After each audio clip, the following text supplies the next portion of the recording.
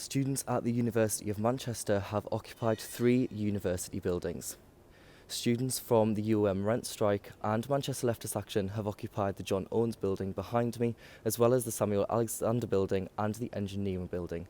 They say they have 3 demands for the university.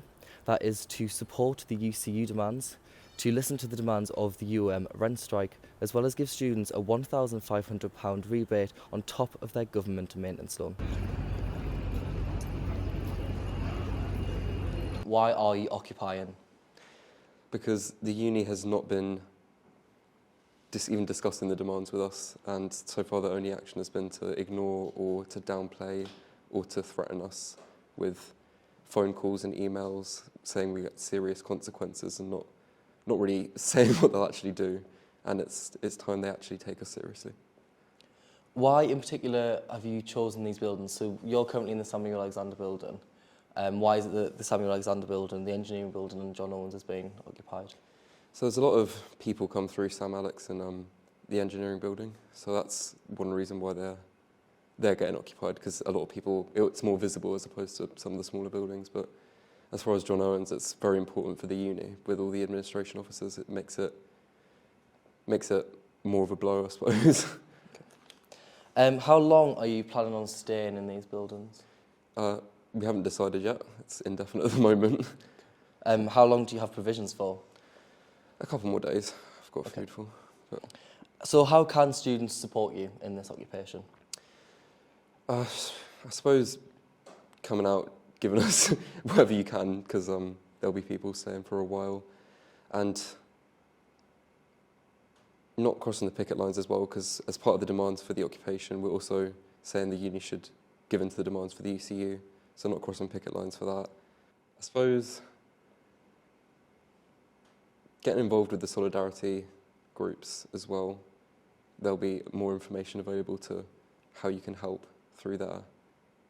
Yeah, that's the main things. Do you believe that the occupation will work? I think so. Given that we've got John Owens and it's quite an important building for the uni, I think we'll have more of an impact than we had a couple of days ago. Okay.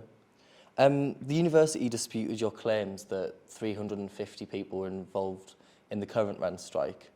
How do you know that there is 350 people currently rent striking? It's based on the online forms, as well as the fact we're aware that some people are withholding rent and haven't joined or filled out the forms, because we know they're still joining now, the group chats, even though it's been about 20 days since we started withholding. People are still joining the group chats who haven't paid their rent, and we know from the group chats people have friends, so we know that it's around or more than 350 people based on that information. So they've definitely not paid rent, or they're thinking of not paying rent? They haven't paid, because the date was the 19th of January, and so if they're joined now, that meant they haven't paid that rent. Apart from the forms, do you have any more evidence that they haven't paid? One example is we gave to the tab a lot of screenshots of people's emails demanding, where the uni sent demanding rent being paid, or screenshots of phone calls from the numbers that uni are calling from, or screenshots from My Manchester showing an overdue rent fee on the account. Okay. And yeah, it's not easy to get every single person who's striking to provide those screenshots, but we have gotten proof, which is more so when the uni tried to suggest there weren't any strikers at all. That refuted that quite quickly. Okay. How do you know that your demands are affordable? So obviously you're asking the university to give in to the rent strike, the UCU demands, and also pay students £1,500 on top of their normal maintenance loan. So how have you been able to come up with these points to know that the university can definitely afford to pay every student this amount of money, and also give the pay rise that the UCU are demanding? Well, they currently hit a record operating surplus of 119.7 million. So that's almost double what they had the year before. And on top of that, they've got, from what I've heard, over £1 billion in the reserves. So that money together is definitely enough to cover these requests that are just essentially, at the end of the day, asking for fair treatment from the uni and asking for a standard of accommodation that means we don't have to put up with things that potentially could put us in danger, like mould. How do you know that the university has £1 billion in reserves? I don't personally know how, to be honest, but this is what I've been told from other people. Okay. So you've said that you're set to remain indefinitely for the time being. Will you call it a day if your demands aren't met? I mean, you've said you're not sure how long you're going to stay for, but how long do you think it will be if your demands still aren't met that you will have to bring a close to this? Because there has been some disruption on university campus today with classrooms having to be moved because of the rooms that you've occupied.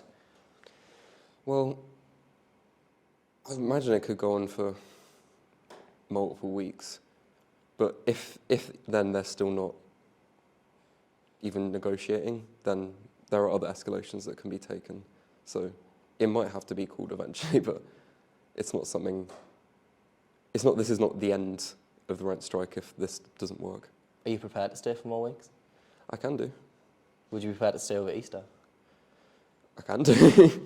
There was an interview last week with another member of the rent strike with the Mancunian, and they said escalation was happening. I imagine this was the escalation that you were referring to. How much further can you go from an occupation of a university building? Well, the escalations we want to keep secret, so not even I know. I don't know much of what can be done, but I know there are other ideas for escalations that are being discussed. But naturally, we want to keep them secret so they're more effective. Yeah. Okay. Why did you feel that on-campus buildings were better than occupying a building on the student accommodation campus? Because obviously that's the whole issue here. The issue is the rent strike. So why occupy classrooms and offices and not into, as prior has been, into Owens Park Tower, which is a deserted building, no one no longer lives in there? Why did you feel the need to come into university classroom and office instead? Well, in university, we're getting people from second and third year as well as staff seeing our demands, seeing why we're doing this and making it more visible to people outside of just first years and some others that are on Fallowfield campus, for example. So it's more visible, and it's also, because we're also demanding given for the UCU strikes, we're like demanding for the lecturers as well. We're showing support for them here. So I think that's a part of it as well. Do you think students support you? I think so. We've gotten a lot of support on our social media pages, and yeah, when people find out, they're like, as we're sitting in the windows today, people are looking at the signs and waving and giving us thumbs up and stuff like that. So I think so. I think people understand this is for students as well as lecturers, and it's for fair treatment from the uni. So it's hard not to support that, essentially. What would you say to people who don't support you? I say no student should have to live in substandard living accommodations. It doesn't matter if we've agreed to pay a certain amount at the start of the year. It shouldn't be something that's done because it's difficult, even for people who give the argument, oh, you knew what you were signing on for, you signed this agreement. It doesn't mean that we shouldn't be entitled to decent accommodation, and private accommodation is usually more expensive anyway, so that's not a realistic other option for most people.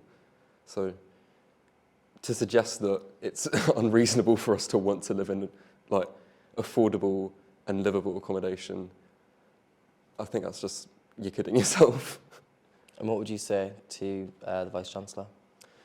I'd say take us seriously. Stop trying to ignore and threaten us and try and break this. Instead of threatening your students, actually look out for them, actually care about them. Because it's year after year that people are tired of how the uni's treating not just students and lecturers as well.